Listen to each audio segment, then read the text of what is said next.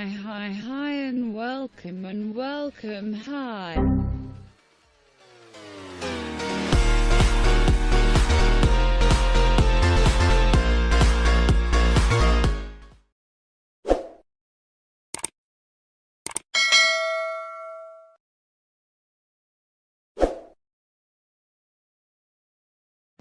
Halo sahabat Termasi, kembali lagi di channel YouTube saya.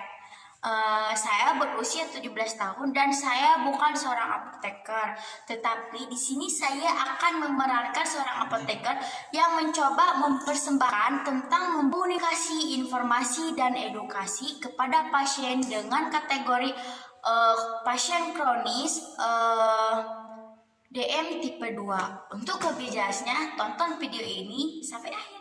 Dadah. Resep atas nama Ibu Sarah, 35 tahun. Ya, saya. Apakah ini Ibu Sarah sendiri? Ya. Baik. Saya apoteker Suci. Kebetulan sedang bertugas di apotek saat ini. Kalau diizinkan, saya ini meminta waktu Ibu 10 menit saja untuk melakukan konseling, memberikan penjelasan tentang pengobatan Ibu. Apakah Ibu bersedia? Ya, saya. Begitu, silakan masuk ke ruangan konseling ya, Bu. Ya. A few moments later. Silakan duduk, Bu, di sini. Terima kasih. Sebelumnya saya mengucapkan terima kasih untuk kesediaan Ibu melakukan waktu untuk melakukan konseling ya, Bu. Adapun tujuan konseling ini yaitu memberikan informasi tentang pengobatan yang Ibu terima. Untuk meningkatkan kepatuhan Ibu dalam meminum obat. Ibu mohon maaf sebelumnya saya akan menanyakan beberapa pertanyaan.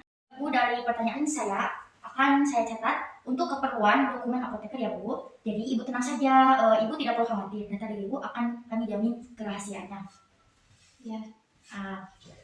Boleh saya tahu apa pekerjaan Ibu sehari-hari, karena mungkin nanti akan ada hubungan dengan terapi pengobatan Ibu. Oh, saya bekerja di Ketenagati. Oh, baik Bu. Bisa ceritakan apa yang dikatakan dokter tentang pengobatan Ibu?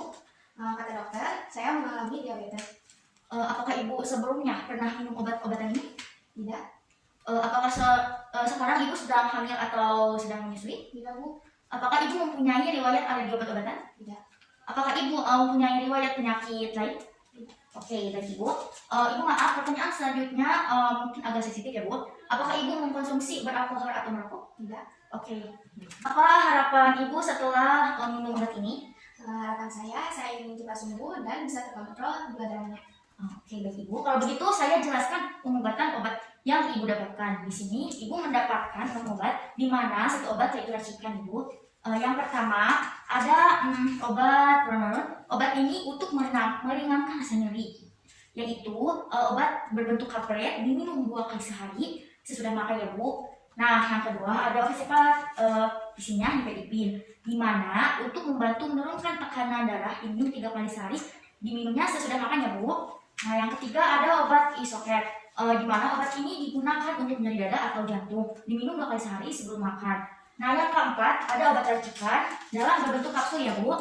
Isinya ada kodein HCl, CTM, 2-gipenisin, dan vitamin B6 dan vitamin B1, diminum 3 kali sehari, 1 kapsul sesudah makan ya, Bu. Nah, yang kelima ada obat HCT, yaitu hidroklorita asid untuk hipertensi, diminum 1 kali sehari, 1 tablet ya, Bu. Oh, begitu ya, Mbak.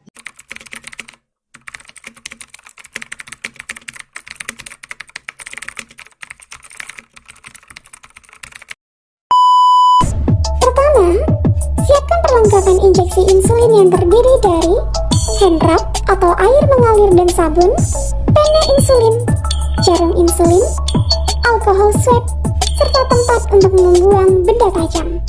Area penyuntikan pada injeksi insulin antara lain lengan atas, perut, bokong, dan paha bagian luar. Mengenal bagian-bagian pena insulin antara lain tombol pendorong yang digunakan untuk menyuntikkan dan memutar dosis pada insulin, jendela dosis yang digunakan untuk melihat dosis yang akan disuntikan kepada pasien. Dosis insulin biasanya berangka genap, yaitu 2, 4, 6, dan seterusnya. Angka maksimal dosis insulin adalah 60. Tutup pena insulin. Saat tutup pena insulin dibuka, maka akan terlihat tabung insulin.